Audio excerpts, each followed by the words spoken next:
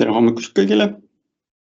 Väga tore on teid tervitada niisugusel väga kaunil märtsikuu hommikul. Olete tulnud siis siia, et kuulata mõttevahetust andmekaitse teemadel. Kuna andmekaitse teema on viimastel aastatel tõusnud väga tähtsaks, vahet ei ole, kas regulatsioonide järgi või siis tegelikult enda äriliste vajaduste järgi. Ehk siis see on siis teema, mida täna siis puudutame, kuna see teema on ise nii suur ja hõlmab tegelikult väga palju asju, siis meie saame seda pinda siin kraapida.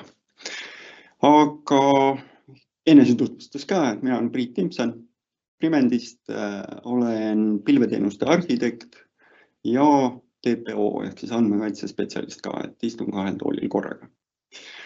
Primendist ka paari sõnaga, just tähistasime siin teisipäeval 12 aasta möödumist alates Primendi algusest, ehk siis oleme juba tegutsenud 12 aastat ja tegutseme 3 riigis, Eestis, Lätis, Leedus. Pakume siis IT-teenuseid, projekte, haldust, hooldust, ärianalüütika asju, konsultatsioone Microsofti teenustel, projekte ja nii edasi, et ampluaa on lai. Kes ei tea, soovitan, minge vaadake meie kodulehele. Kui on küsimusi, tuleme alati appi. Aga lähme siis selle tänase teema juurde. Ja lähme siis slaidide peale alustuseks, et mul ülesehitus on niimoodi, et ma näitan slaide. Slaidid on niisugune toestav materjal rääkimises, ma üldjoontes slaide väga ei armasta, aga otsustasin täna ikka mingi portsu neid teha, et miks ma siin ainult ennast näitan.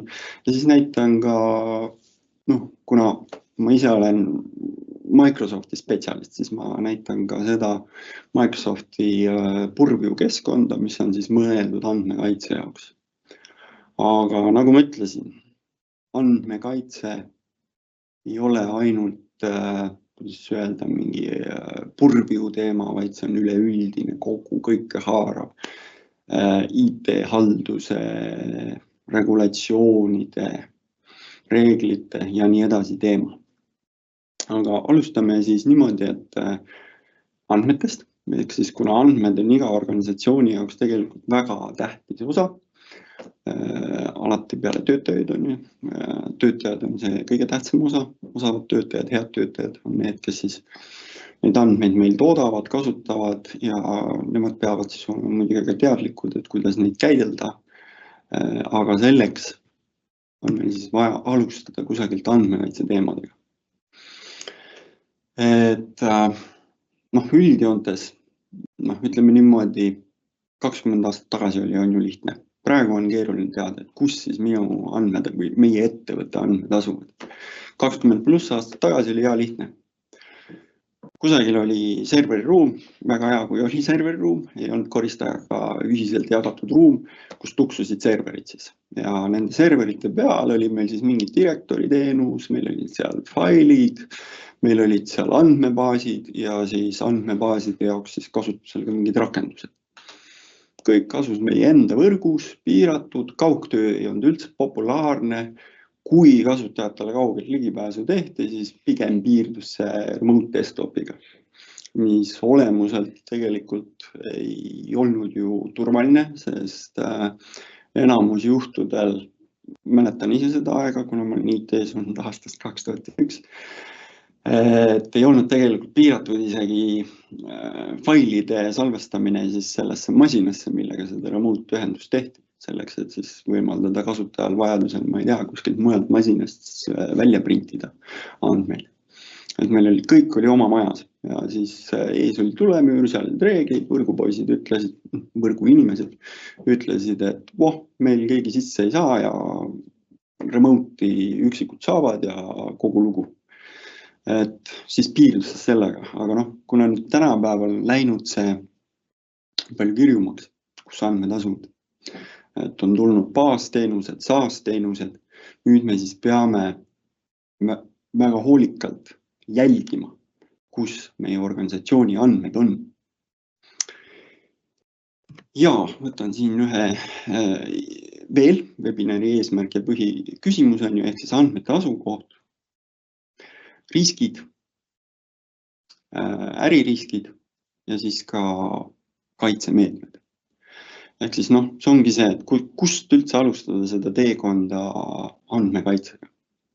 Et vahepeal on niimoodi, et mitte vahepeal, vaid tihti on siis niimoodi, et olenevalt organisatsiooni olemusest tekib vajadus mingist regulatiivsest nõudest, kuna meie kas ettevõtte suurus, ärisuund, äriolemus tegeleb siis selliste andmetega, kuhu on määratud mingid regulatsioonid. Finantsandmete puhul DORA, kõik organisatsioonid, kes tegelevad mingisugustegi kliendi andmetega, olgu need siis kas või edasimüüja, kes mingit veebipoodi peab, sinna rakendub GDPR, ehk siis me peame isikuandmete töötlemise osas olema teadlikud, kuidas teha, kuidas neid kaitsta ja nii edasi. Või siis mingid muud, näiteks NIS2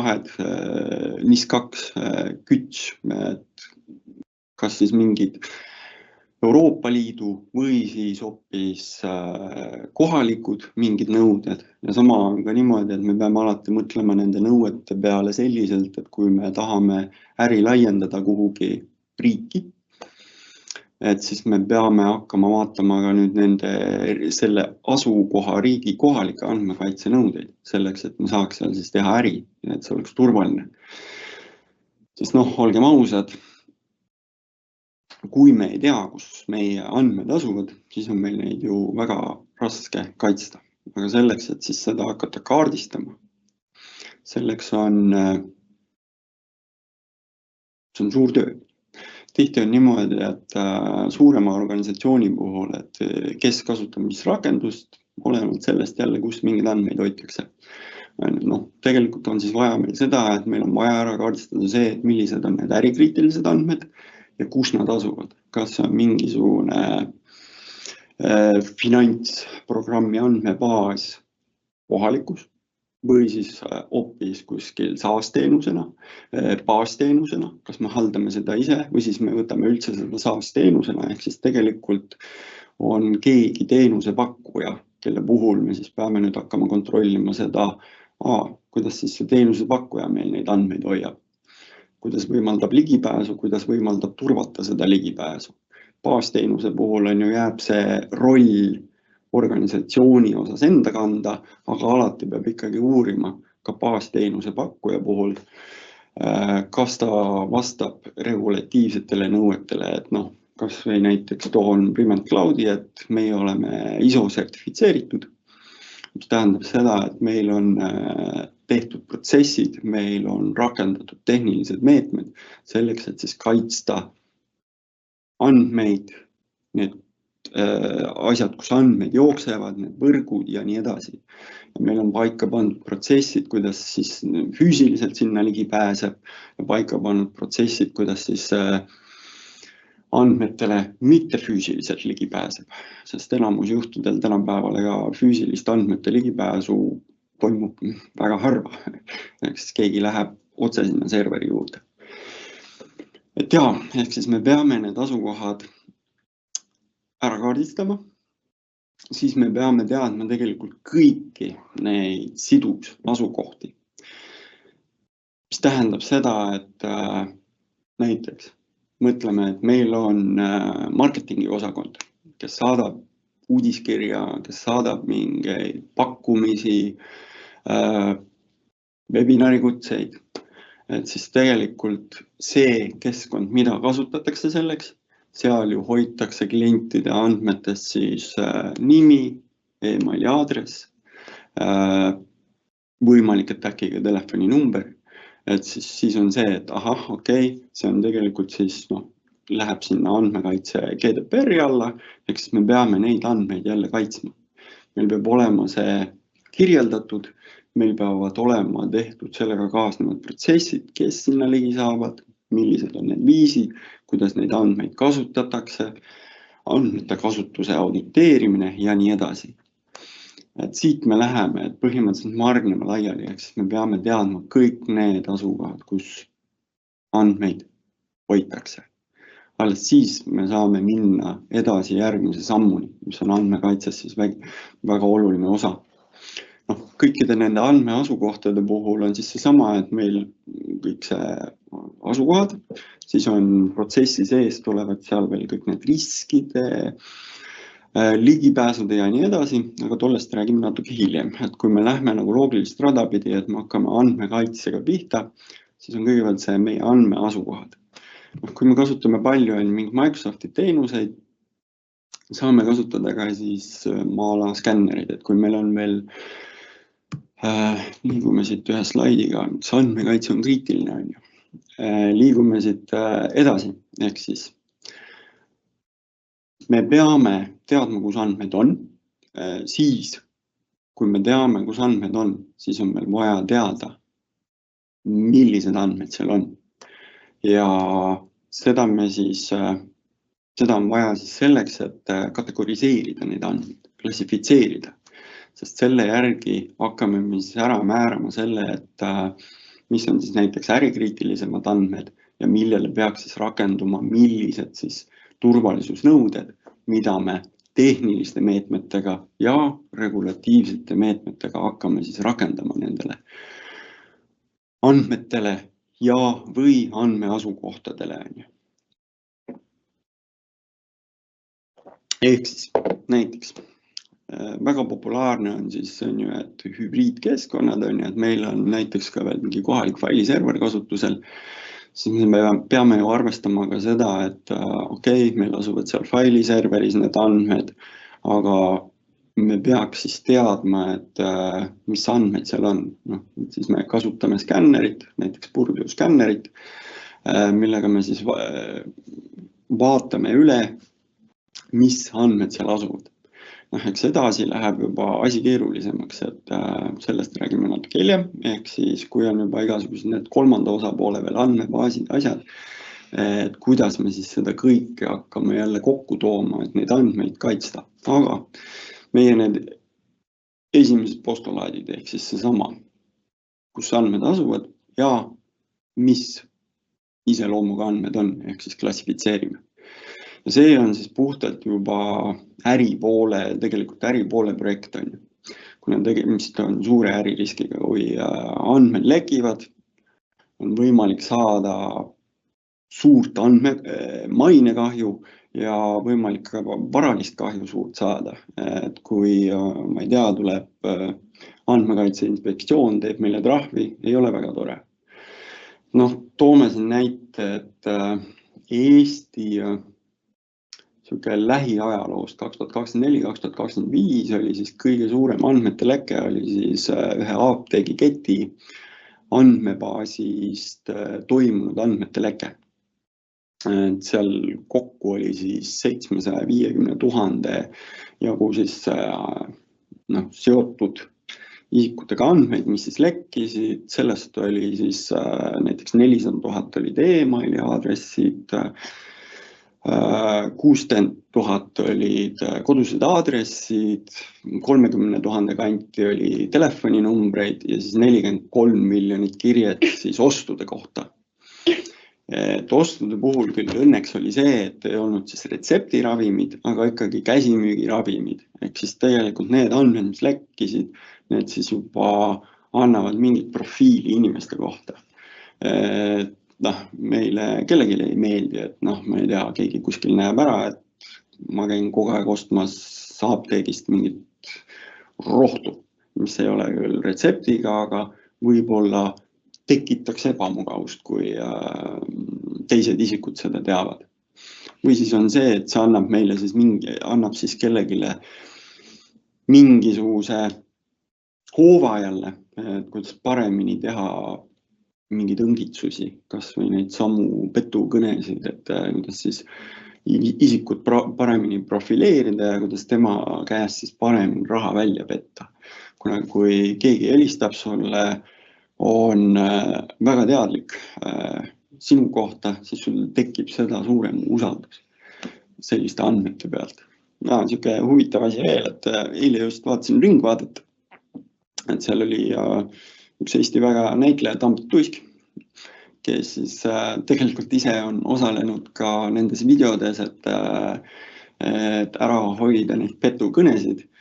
Ja siis ta rääkis, et ta hiljuti just nüüd sai ka petukõne ja kuna oli kiire, ta kõike teab seda, need petukõned levivad ja ikkagi jõudis ta sinna maale, et ta oli sisestanud enda Smart PIN 1, Smart ID PIN 1. Ehk siis vahet ei ole, kui teadlik sa oled, kui sind tabatakse mingisugusel hetkel, siis võib juhtuda, et satud ikkagi ohvriks. Et jah, õnneks temal läks õnneks, ta sai ikkagi sellest aru ja pani kõik enda asjad siis kinni. Et siis jah, andmete lekked on need, mis annavad teistele siis mingid hoovasid, mille baasilt siis rohkem paha teha on. Ja eelmise aasta üks suurematest siis lihtsalt siis kontoandmete lekkeid olid siis 16 miljardit olid Apple'i, Google'i ja Facebooki siis kontoandmeid, mis siis lekkis. Et seal oli ka paljus oli probleeme selles, et kaheastmeline oli puudu, paroolide taaskasutus, ehk siis siuksed lihtsad asjad on need, et mis aitavad igal pool, aitavad kaasa isiklikus elus ka.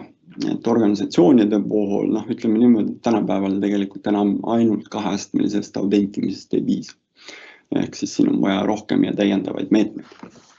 Ehk siis selleks, et ära hoida andmelekkeid, ehk siis äririski, me peame siis teadma, kus andmed asuvad ja mis andmed on ja hakkama neid siis klassifitseerima. See on siis jah, äripoole projekt, kus siis IT aitab nõu ja jõuga, sest tehniliste seadmete seadistamine, seal siis IT pool aitab sellega, et mis on võimalik.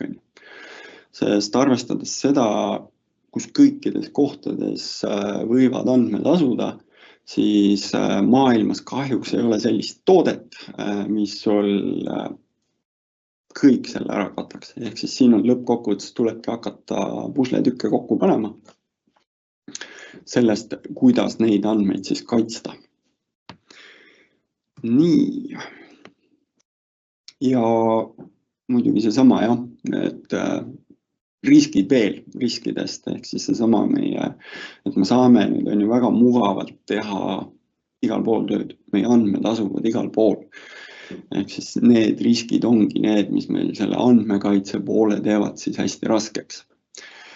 Et me ei tohi ka siis on ju, tihti on tegelikult niimoodi, et kui kasutaja on teadlik, olgu see siis kas või regulatiivsete meetmetega rakendatud, et kui esialgu ei ole siis neid tehnilisi meetmeid nii-öelda andmete enda peal, mida ei rakendata, et siis esimese asjana oleks ikkagi juba regulatiivse meetmena kirjeldatud see, et töötaja teab organisatsiooni andmete töötlemise ja nende kasutuse ja nende asukohtadega, kuhu ta neid talletab, kellega ta jagab sellest vastutusest.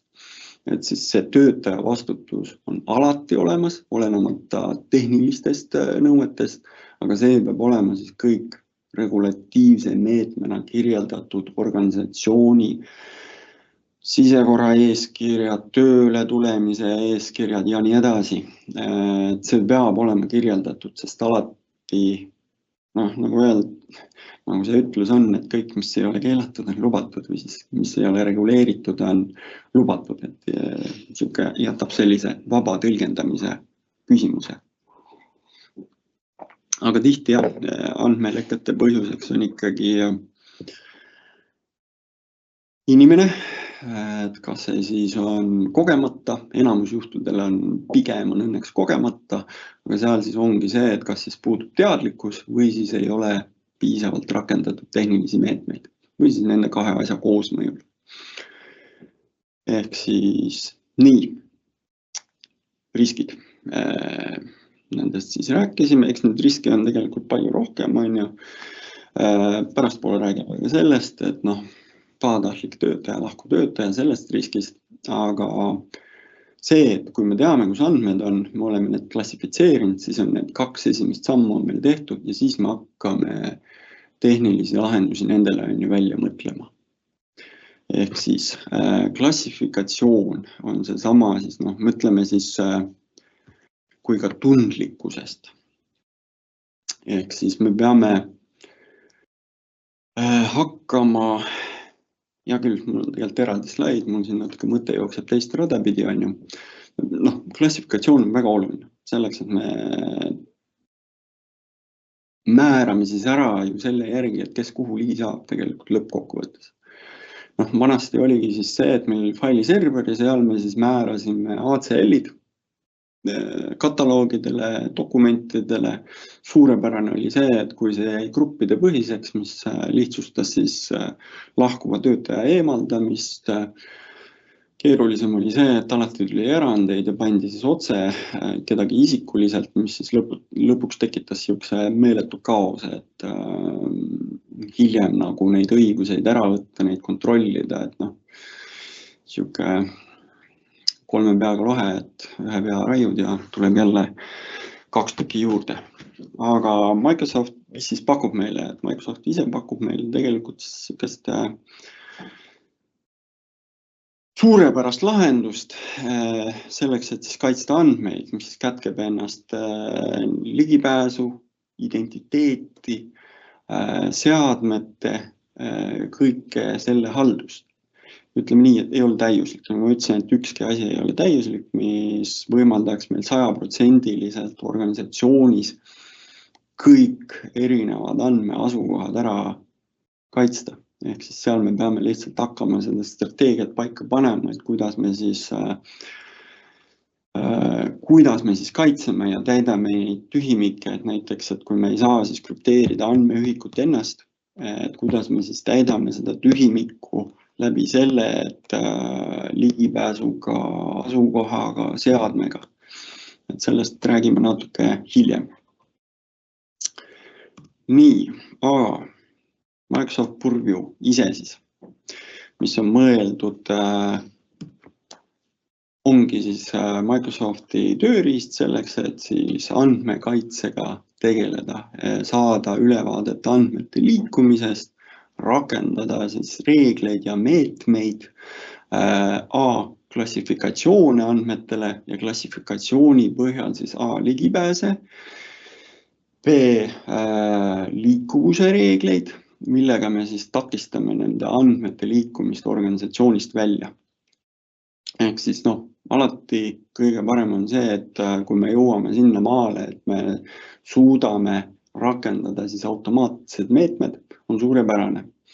Aga andmekaitse puhul jõuda sinna automaatsete meetmete rakendamiseni tähendab seda, et me tegelikult oleme siis neid tehnilisi vahendeid kasutanud juba pool aastat minimaalselt või aasta nii-öelda käsitsi vormis.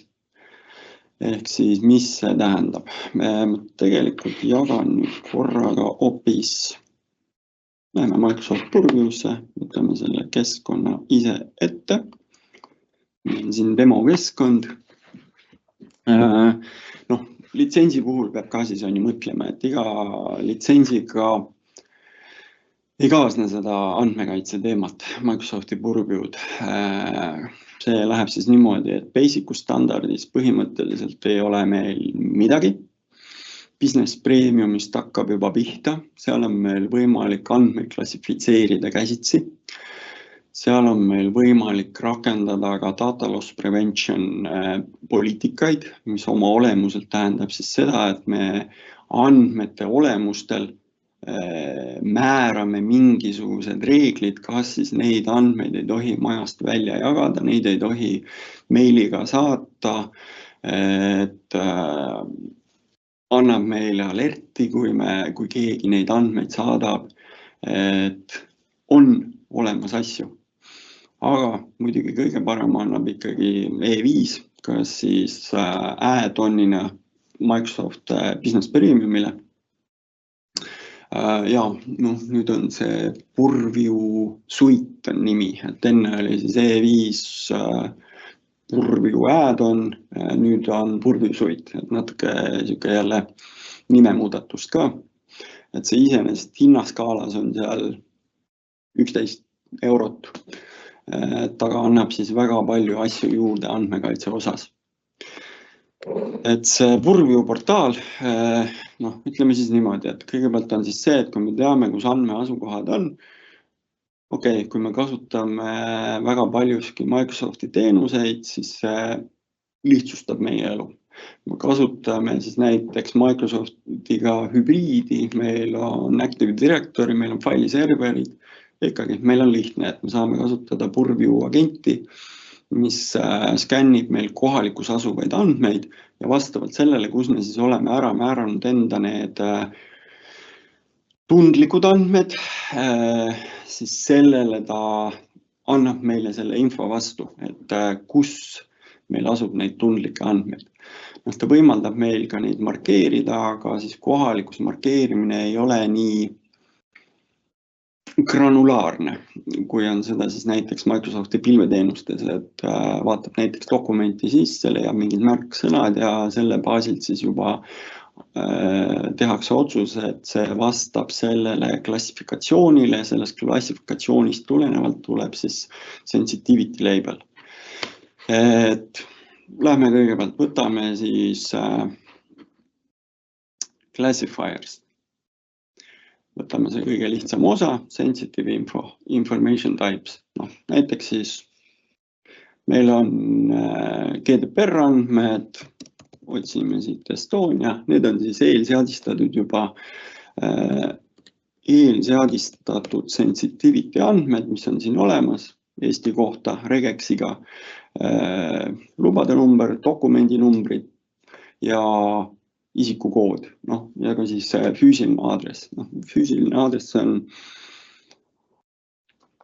ütleme niimoodi et need on siis need, mida ma saan juba kasutada siis näiteks erinevate reeglitega, et rakendada siis mingid piirangud või siis rakendada seda, et neid andmeid hakatakse markeerima.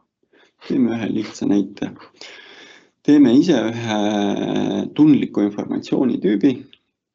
Et siin tundliku informatsiooni tüüpidel on siis erinevad võimalused. Nii, teeme finantsandmed. Alati tuleb panna ka aruanded ja eelarve. Tuleb siis alati ära määrata, et mille järgi me siis hakkame seda klassifitseerima, mille järgi süsteem saab aru, et see on tundlikud andmed. On võimalik kasutada regular expression'id, ehk siis kirjutame valemi, ala näiteks nagu krediitkaardi number koosneb tegelikult sellisest regular expression'ist teatud valemi järgi. Krediitkaardi info on tegelikult sisse kirjutatud sinna, ehk siis me saame ise luua, kui meil on siis, kas siis on mingisugune andmetele alati lisatav valemiga mingid metaandmed, töötaja mingi kood, pluss siis mingi nimi, ID ja siis number on ju. Saame selle baasilt teha siis regular expression'i. Ehk siis hiljem oleks meil võimalik leida need andmeid lihtsamalt ja juba siis hakata täiendavaid meetmeid rakendama. Me saame teha dictionary, kuhu paneme erinevad sõnakogumid sisse, märksõnad eesti keeles, inglise keeles, finance, results, stock, prices, ja nii edasi. Ehk siis kõik oleneb sellest, mis meil on, me peame lihtsalt siis enne selle välja mõtlema. Ehk siis see eeltöö ongi väga oluline. Vaatame, kus andmed on. Ja siis millised need andmed on. Selle baasilt me saame siis hakata neid reakseid looma, tehnilisi meetmeid, mida me siis hiljem hakkame kasutama selleks, et neid andmeid siis kaitsta. Samamoodi siis functions, ehk siis me saame luua functioneid. Kõige lihtsam on siis see, et ma teen praegu kiirelt lihtsalt keyword listi. Nii, finants. Paneme siis siia finants. On. Great. Ja paneme tegelikult ka supporting elemendi, ehk alati on hea. Ehk siis ta hakkab otsima selle järgi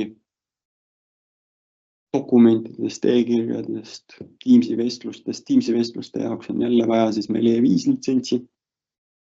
Et kui seal edastatakse siis vastavalt sellele märksõnadele andmeid, mis asub siis 300 märgi, tähemärgi sümboli, mis iganes on ju koha kaugusel sellest põhisõnast finantsandmed, et siis on see juba meie jaoks tundlik informatsioonitüüp. Ja siis me saame seda kasutada siis erinevates tehnilistes meetmetes, millega me hakkame siis rakendama reeglit. Natuke läheb siin aega. Ehk siis idee on see, et me teeme siis klassifikatsioone, et on 2 eraldi asja, on ju. Nii, me tegime selle ära.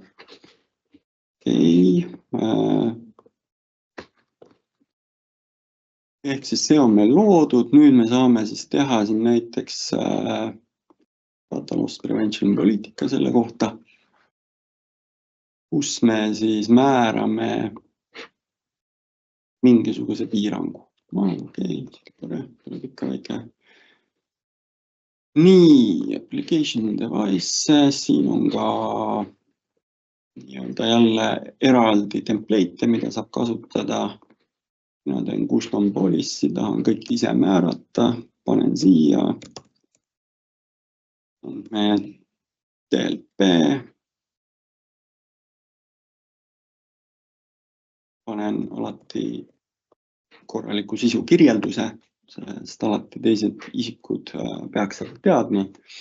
Ja siis on see, et kuhu ma seda määran. Et siin on-premise repository's, see on siis see, et kui mul on ka agent olemas. Fabric, see tuleb sisse lülitada, saab panna Copilot chatidele ka. Ehk siis vaadatakse ka see, et kui keegi sisestab neid andmeid, siis AI-sse vaadatakse samamoodi, et tundlik informatsiooni tüüp ja me saame tegelikult selle ära blokeerida. Ja seadmed. See kahjuks tuleb jälle ainult E5-ga, aga on võimalik seadmetele, Windowsitele ja macOS-idele paigaldada agent või tegelikult aktiveerida, mis kasutab seda läbi Defender for Endpointi, aga saab ka ilma Defender for Endpointita, mis siis jälgib seadmepõhiselt, mis seal toimub. Ja samamoodi skännib, ehk kui sealt leitakse kas siis sellele samale finantsandmed vastavale tundlikule informatsioonitüübile vastavaid andmeid, me saame rakendada meetmeid, et ta krüpteerib need andmed ära, piirab kasutajal ligipääsu, olenemata sellest, kuhu kasutaja enda seadmes selle dokumendi on pannud, olgu see siis, ma ei tea, kuskil C, Windows System, kuhu iganes kataloogi ta üritab seda panna, vahet ei ole, et see leitakse ülesse. Võtan praegu lihtsalt Exchange, SharePoint, OneDrive ja siis ma teen siia selle reegli. Nii, rule. Alati descriptionid on olulised. Ja siin on siis need valikud, mida ma conditioniks on valida. Lihtsalt paari sõnaga, et content contains, see on see, kus ma kasutan siis seda tundliku informatsiooni tüüpi, kas juba eelloodud või ise tehtud. Ja siis on siin tegevused, et dokumendi jagamine, dokumendi sätetest, properties, dokumenti ei saanud skännida, kui on mingi krüpteeritud dokument, et mis ta siis selle peale teeb. Aga võtame praegu siin document contains ja nii, siin on ka sensitivity labels, kuhu jõuame kohe varsti. Nii, otsime. Siin on see sama minu enda tehtud. Okei, add. Võib-olla tahan, panen siia ka juurde, et üldjoontes ma nende ise loodud, või ma soovitan siis ise loodud nende tundlike informatsioonitüüpide puhul siis vaadata, et me saame panna ühte data loss prevention reeglisse need asjad, millel me tahame rakendada täpselt samu tingimusi, kas siis et andmete jagamise piiramise osas. Et kui ma tahan samu tingimusi rakendada ka nendele Eesti GDPR infole, siis ma valiks need ka. Aga kuna finantsandmed on natuke teise olemusega kui need GDPR andmed organisatsiooni jaoks, siis ma ei hakka neid lisama, siis GDPR info jaoks teen teise uue reegli. Nii, ma saan veel lisada siia tingimusi täiendavalt juurde, et parandada selle reegli toimimist. Ja siis ma saan valida näiteks tegevuse, et piirata kõikidel väljaspoolt meie organisatsiooni ligipääsu, siis pole vahet, et kui OneDrive'is jagatakse välistega, siis blokeeritakse või on niimoodi, et igaks juhuks blokeeri kõigil sinna ligipääs, siis me peame küll hakkama täiendavalt hiljem seda siis käitlema. Ja me saame teha ka siis Power Automate workflow'sid. Me saame peale panna veel notification'id, keda teavitatakse sellest. Me saame alati peale panna ka selle, et kui palju, et kui on, siin on sobib hästi näiteks isikukoodi, et kui on 5 isikukoodi, et seda laseb saata, või siis on see, et me teeme reegli, et teatud isikud saavad hoopis seda saata, personal, raamatupidamine, kes tahavad kuskile maksuametisse, töötukassasse või kuhu iganes on ju neid andmeid edastada, personali inimesed mingitele partneritele soodustuste saamiseks, et siis saab panna, et nemad saavad siis näiteks override ida, panna justification'i peale, mille peale siis võimaldatakse neil saata see andmestik välja organisatsioonist. Et ja alati siis igasugused tipid, asjad, ehk siis kui keegi meili saadab, et ta näiteks näeks seda siis väikest infopaari seal, et tegelikult, et voilà, see e-kiri näiteks sisaldab andmeid, mis organisatsiooni jaoks on tundliku laadi, et kasutaja oleks lihtsalt teadlik ja mõtleks, kas ta hakkab neid andmeid edastama. Nii, ja kuna ma ise olen tehniline inimene, siis ma armastan inimesest alati tehniliseks minna. Lähen tagasi, otsime nüüd õige slaidi ülesse. Ehk siis järgmine on tegelikult sensitivity label, see on siis see, kus me siis klassifitseerimegi neid dokumente nüüd juba dokumendi või asukoha tasemel. Ja see tähendab seda, et me määrame dokumendile või asukohale. Asukohapõhiselt tähendab, et mingi SharePointi site, mingi kohalik failiserveri kataloog, kõik seal on markeeritud siis selle sensitivity labeliga, mille me lõime ja rakenduvad selle sensitivity labeliga määratud siis seaded. Võib-olla on see, et meil on ainult informatiivne, selleks, et hiljem leida, näha seda purvjus erinevad siis need, kus need andmed asuvad või liiguvad, mis on selle sensitivity labeliga markeeritud dokument. Või määrata siis juba läbi selle data loss prevention'i mingisugused piirangud sellele, et kui keegi proovib majast välja saata, aga otseselt dokumendil endal ei ole läbi sensitivity labeli mingid piirangud. Ehk siis me saame rakendada piirangud, et kes saavad sellele ligi, ehk siis kui on eriti tundlikud andmed, ärisaladused, sinna saavad ligi juhtkond ja ainult ette nähtud finantsinimesed ja kes siis sellega tegelevad. Ehk siis määramegi ära juba selle sensitivity labeli kaudu õiguse, kes saavad ligi. Ja see ja samamoodi ka selle, et see dokument ise on krüpteeritud. Mis tähendab seda, et me kasutame siis, me kaitseme seda dokumendi tasemel. Kui me ei ole rakendanud data loss prevention policy't, keegi võtab selle konfidentsiaalse, aga sensitivity labeliga kaitstud dokumendi, saadab majast välja kuskile sõbrale Gmaili, siis see väline ei saa seda dokumenti avada, sellepärast, et tal ei ole otseselt dokumendi küljes õigust, sest seda õigus kontrollitakse siis alati dokumendi avamisel.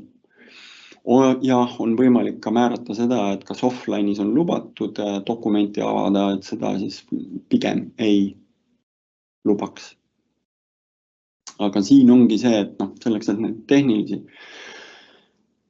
labeleid ja tehnilisi krüpteeringut, ligipääse asju hakata üldse määrama, selleks on meil vaja siis see, et andmeasukohad ja andmeklassifikatsioonid. Ja see on suur töö. Et klassifikatsioonide puhul tuleb alati läheneda sellele ka niimoodi, et meil ei oleks neid liiga palju. Kui meil on liiga palju, siis tekib need, kes siis vajadusel näiteks peavad ka käsitsi neid andmeid vahepeal klassifitseerima, siis neil võib tekkida segadus. Või kindlasti tekib, et kui on liiga palju infot, siis tekib liiga palju segadust. Ehk siis see tuleks hoida võimalikult väiksem arvuline neid klassifikatsioone, aga see peab olema piisav selleks, et siis ära määrata kõik need vajalikud regulatiivsed ja tehnilised kaitsemeetmed. Ehk siis, kui meil ongi väga palju erinevaid andmeliike ja tüüpe, millele on vaja rakendada erinevaid meetmeid, piiranguid, siis on paratamatus, et me peame lihtsalt tegema rohkem neid klassifikatsioone ja markeeringuid. Aga hea asi on siis see, et nende klassifikatsioonide tehnilise meetmete puhul ehk siis sensitivity labelite loomisel meil on võimalik siis grupiviisiliselt või gruppide kaupa siis teha nähtavaks ainult need klassifikatsioonid, mis seda teatud rollis olevat inimest puudutavad. Ehk siis, kes ei kasuta ega töötle finantsandmeid, nemad lihtsalt ei näe seda klassifikatsiooni. See klassifikatsioon tehniliselt siis kasutajani jõuab Microsofti lahendustes, jõuab läbi siis Office'i rakenduste, Webmaili, Outlooki, PowerPointi ja nii edasi. Nende rakenduste, aga tal on olemas ka eraldi klient, mille kaudu on võimalik siis teha nii-öelda konteineripõhist markeerimist ja õiguste piiramist. Aga see siis on nendel failitüüpidel, mis ei ole siis näiteks toetatud, sest ei ole toetatud kõik maailma failitüübid. Vabandust. Ehk siis siin ongi meil hästi oluline see, et me peame siis, kus meil kõik need andmed asuvad, et kui meil asuvad nad kuskitel andmebaasides, et sinna me ei saa tegelikult rakendada neid labeleid, sest lihtsalt läheb katki. Andmebaasid ei saa nendest andmetest aru. SQL-ide puhul on siis meil võimalik teha skänni, aga sinna ei rakendata kunagi labeleid. Seal siis tulevad need teised meetmed, ehk siis me peame hakkama vahele siis ehitama näiteks ka Purview gateway'd, mille kaudu siis teatud rakendustele käib ligipääs, et see Purview gateway's toimuks siis näiteks see andmete krüpteerimine. Aga see on juba, see on väga keeruline, seal on ikkagi palju selliseid lahtiseid, kuidas öelda, seal on väga palju tööd on vaja ära teha selleks, et siis neid andmeid seal ära kaitsta. Nii-öelda vahelülistis, vaheetapis, et meil on mingi enda dokumendi haldus, kas või enda loodud, sest kui me paneme sinna markeeritud dokumendi, meil on kaitsemeetmed, siis meie enda loodud dokumendi registris lihtsalt see dokument on error, see ei tööta seal. Ehk siis me peame seal leidma teise lahenduse ja seal me siis hakkame piirama seda nende seadmete kaudu, identiteedi kaudu ja kõige selle kaudu hakkame siis piirama seda ligipääsu sellele, kus need andmed siis asuvad. Nii, samamoodi on meil risk lahkuva töötajaga, selle Microsoft Purview'ga ei viiega jälle kahjuks. On võimalik saada ka siis head ülevaadet sellest, et tegelikult see majasisene risk andmelekkeks on üks kõige suuremaid. Teadmatus, tahtlik, ehk siis lahkuva töötaja puhul võib see olla nii tahtlik kui ka teadmatusest. Ehk siis ta ise arvab, et ta võtab mingeid kunagi tehtud mingeid lepinguid, mingeid pakkumisi, pakkumisi võtab kaasa, aga tegelikult ei tohi töötaja neid kaasa võtta, sest see on ikkagi seotud selle organisatsiooniga, kus ta siis juba põhimõtteliselt töötas. Ja need on tegelikult selle organisatsiooni andmed, kui ta need kaasa võtab, siis tähendab see seda, et organisatsioon kaotab kontrolli nende andmete üle ja need andmed võivad jälle põhjustada siis konkurentsi, mingit ebatervet konkurentsi, mainekahju, finantskahju ja nii edasi. Ehk siis lahkuva töötaja puhul meil on väga oluline siis jälgida seda, et mis siis toimub ja mida ta siis kaasa võtab. Et siin tuleb väga hästi mängu seesama E5-ga kaasnev Purview endpoint agent, mis siis jälgibki seda, et mida see lahkuv töötaja teeb. Ja tegelikult see võimaldab meil ka rakendada piiranguid kas või selles osas, et kasutaja üritab laadida mingeid dokumente enda isikliku Google Drive'i, Dropboxi, kuhu iganes. Et siis need tundlikud dokumendid, mis on meil siis kas siis selle tundliku dokumendi tüübi järgi või siis on siis markeeritud, need on siis võimeline ilusti ära blokeerima nii, et kasutaja ei saa neid andmeid üles laadida. Samamoodi siis ka kuhugi välisele meediale neid talletada. Tänapäeval on üldse see, et see välise meedia lubamine seadmetes on üldse sihuke kaheldav küsimus niikuinii. Väga harva kasutatakse mälupulki väliseid kettaid, tööseadmega eriti, et kui sa kõik andmed asuvad pilves, ehk siis ja see peab olema siis back-up itud. Aga meil on võimalik siis panna tööle Microsoft Purview andmeanalüütika ja tegelikult panna ka rakenduma sealt reegleid, mis selle lahkuva töötaja puhul analüüsi tulemusel vaatab, et see töötaja käitumine ongi muutunud kahtlaseks. See info lahkuva töötaja kohta siis peab jõudma enne sinna Microsoft Purview keskkonda, seda saab siis kas siis üle API ühenduse, kas siis seda käsitsi siis sinna läbi näiteks kas või CSV mingi tambi üles laadida.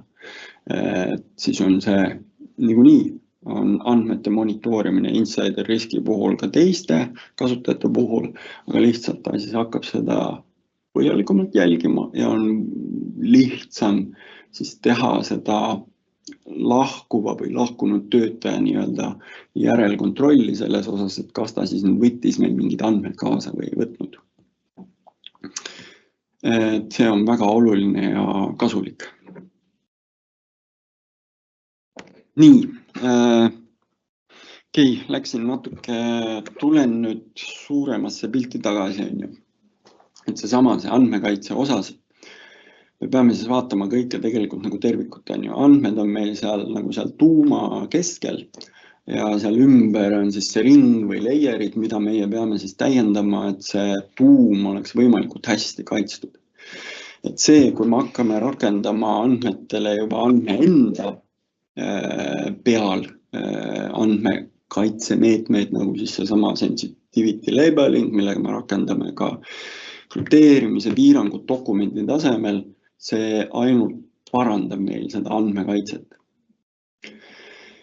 Aga seal ümber on siis kõik see muu, ehk siis seesama, meil on vajalik seadmete haldus peab olema paigas, ehk siis me lubamegi enda organisatsiooni andmetele ligi ainult organisatsiooni hallatud seadmed, mis on meil kontrollitud. Meil on seal tarkvara, mida lubatakse kasutada, meil on seal lõppseadme kaitse, mis siis kaitseb seda seadet erinevate rünnakute eest.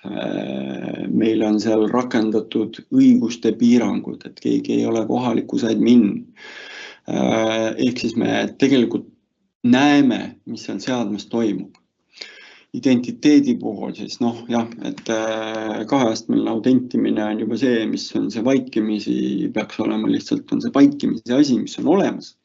Aga lisaks ongi, et kuna ka kaheastmelist autentimist on võimalik ära rünnata, ehk siis varastada token jälle mingi õngitsuskirja kaudu, varastada token, kus on juba kaheastmelise autentimise kinnitus sees varastada ära ja siis läbi selle token'i minna hoopis saada läbi selle kasutaja konto organisatsiooni andmetele ligi.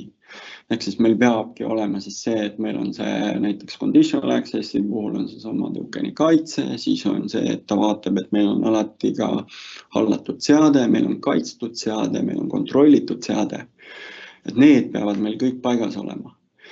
Ja see sama siis Purview endpoint on siis see, Purview endpoint on siis see, mis seda kõike siis täiustab. Ehk siis lõppkokkuvõttes ongi see Purview endpointi agent on see, mis annab meile siis võimaluse kõige paremini reguleerida. See kontrollida kõlab nagu pahasti, aga kaitsta andmeid selle eest, et need rakendused, kuhu me ei saa siis seda näiteks sensitivity labelingi rakendada, ehk siis lihtsalt meil on siis see ümbrus ära kaitstud. Meil ei ole seal andmeühiku peal, aga meil on see, et keegi läheb sisemise dokumendi halduse rakendusse. Me ei saa seal andmeid ära krüpteerida, seal on võib-olla mingi teine, aga me ei saa kasutada seda Microsofti Purview lahendust. Siis on lihtsalt, meil ongi see, meil on võrk seal ümber kaitstud, meil on identiteet, millega tuleb seade kaitstud, hallatud, meil on ligipääsud reguleeritud. Ehk siis see on see, kust me hakkame seda tühimikku siis täitma. Ehk lõppkokkuvõttes ongi see, et kasutaja saab tundlikke andmeid käidelda, töödelda, kasutada ainult siis seadmest, mida me saame täielikult usaldada ja mis võimaldab meil ka hilisemalt, mis võimaldab rakendada kontrollmehhanisme ja mis võimaldab ka meil hilisemalt intsidente hallata selles suhtes, et see sama, et kui on mingisugused andmed keegi välja viid, sest tegelikult see Purview agent siis vaatab kõiki tegevusi, mida tehakse, aga ta on võimeline rakendama piiranguid nendele andmetele, mis on siis kas siis klassifitseeritud selle tundliku informatsiooni tüübi või siis selle sama sensitivity labelingi klassifikatsiooniga. Ehk siis me peame enne ära panema paika mingid tingimused selleks, et siis meil seal lõppseadmes siis blokeeritaks mingid andmed ära. Ja mis on meil veel väga populaarne praegu? Kõik räägivad, varsti ei ole enam asja olemas, mis ei ole AI-ga. Varsti ostad kohukese, on ka AI sinna midagi seotud. Ehk siis see kontroll, et AI on väga hea ja väga tore, aitab tegelikult erinevaid asju teha. Tunnistan ausalt, mina lasin Copilotil, andsin sisendi ette ja lasin selle tänase esitluse teha Copilotil.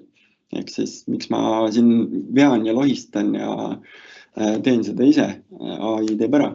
Aga seal on täpselt see sama, et seal on hästi suured riskid seotud. Ehk siis kasutajad peavad teadma, et kui nad kasutavad AI-d, mis andmeid ja milliseid AI-sid nad tohivad kasutada, mis on need regulatsioonid. Ehk siis kui sa kasutad Copilotit organisatsiooni kontoga, Microsoft enda tingimustes ütleb, et neid andmeid ei kasutata mudelite treenimisel, need andmed on organisatsiooni enda omad, väga hea, juba annab natuke südamerahu, aga kasutaja, kes kasutab, käitleb, loob tundlikke andmeid ja siis Copiloti abil loob uue dokumendi, kus on tundlikud andmed ja kasutab näiteks, ei markeeri seda, automaatika jaoks ta ei lähe, ta on mingi seal, nagu ikka kõik automaatika tahab mingeid tingimusi, on ju, alati. Ehk siis ta ei lähe automaatse näiteks selle sensitivity labelingi alla, ehk siis ei markeerita, ei kaitsta, vaid ongi, et loob uue dokumendi, kus on küll tundlik sisu, aga ta on niisuguses formaadis, mida automaatsed süsteemid ei tuvasta, siis tähendab see seda, et ta võib selle info majast välja saata ja tegelikult need andmed ei oleks tohtinud jõuda kolmandate isikuteni. Mis me siis teeme, et meil on siis vaja see, et kasutaja peab teadma seda vastutust Ja kõige tundlike andmete puhul, kus me tahame siis olla kindlad, et AI seda ei kasuta, näiteks siis Copilot organisatsiooni puhul, siis me markeerime nad juba asukohapõhiselt näiteks sensitivity labeling'iga ja data loss prevention policy'ga määrame selle, et Copilot ei saa Copilot on keelatud neid andmeid kasutada, et ta ei saa sinna ligi. Ehk siis sellega me maandame tehniliselt seda riski. Aga kui meil E5 ei ole, siis on ikkagi regulatiivne meede. Ehk siis kasutaja peab teadma seda, et tema vastutab selle eest, mis andmeid ta loob.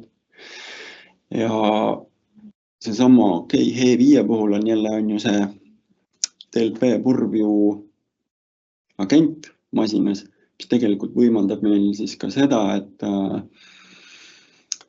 analüüsida neid andmeid, mida kasutaja kasutab kolmanda osapoole AI-dega, ehk siis ChatGPT, Gemini, Grok ja nii edasi, kuna neid on mustmiljon, et siis kontrollib seda, mis andmeid kasutaja sinna paneb ja võimaldab jälle siis neid tundlike andmete tüübi järgi blokeerida. Aga kuna ikkagi meie see iga organisatsiooni see last line of defense on kasutaja, siis tema peab olema tegelikult teadlik. Nii AI kasutamise osas regulatiivsed meetmed, andmekaitse reeglistik ja nende kasutamine sellest vastutusest peab olema teadlik. Ja miks mitte ka iga aasta korra need teemad ilusti üle käia, kui mitte 2 korda.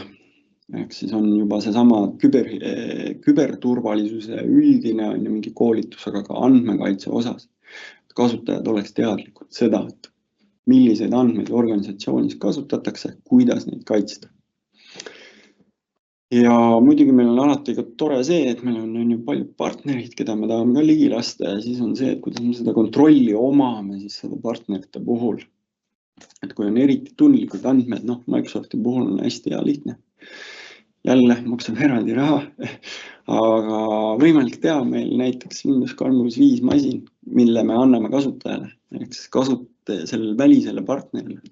Väline partner kasutab siis meie poolt hallatud, Intune'is hallatud, kõik asjad on hallatud, et kasutab seda seadet. Selles suhtes see annab meile siis selle kontrolli selle üle. Siin on tal Office olemas, siit me ei luba andmeid välja kopeerida, aga ta saab mingitele organisatsiooni muudele ressurssidele ligi.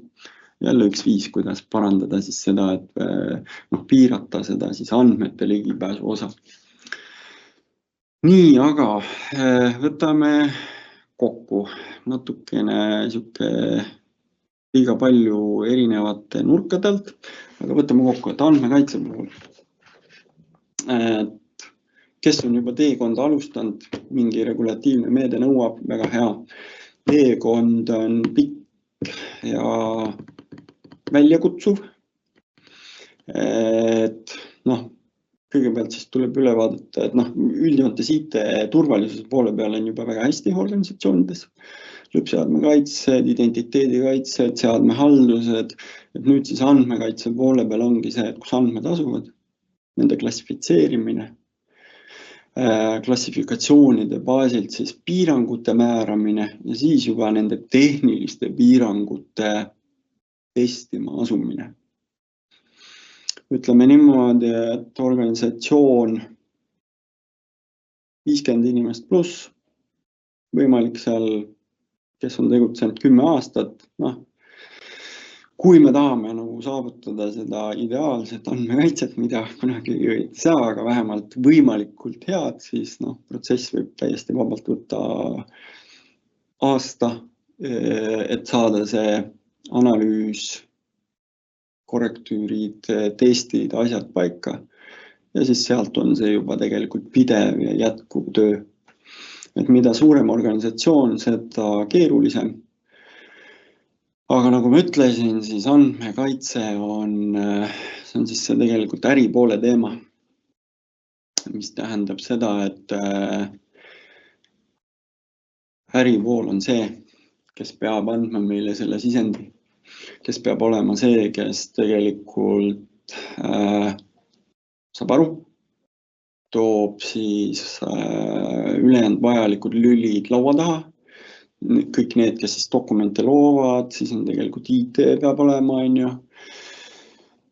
Kui on andmekaitse spetsialist, suurepärane, on keegi, kellele määrata siis, kuidas öelda, see kõige vastutavam roll, peab kõikide nende lülide vahel siis toimetama ja siis sealt pihta hakkama, et kaardistama, analüüs. Enne kui tehnilisi meetmeid, tehniliste meetmete puhul on see, et peamine, et on rakendatud need üldised põhimõtted ligipääsudeks ja asjadeks. Aga siis andmekaitse pool sinna täiendavalt andmete enda peale veel otsa ehitada. Aga jah, see eeldab seda, et me teame, mis andmed, kus ja siis selle baasilt juba, et kes, millega, milleks andmetöötlus ja ligipääsud. Nii, küsimusi ka. Aeg sai praegu täis, aga ehk on kellelgi midagi küsida. On meil küsimusi, vaatame, kas meil küsimusi on, ei ole. Teema on suur, alati oleme nõus aitama, et pöörduge meie poole, kui on küsimusi. Siin on minu IT-kass, kes kui kodukontoris olen, aitab mul andmeid kaitsta. Et kui on midagi, andke märku,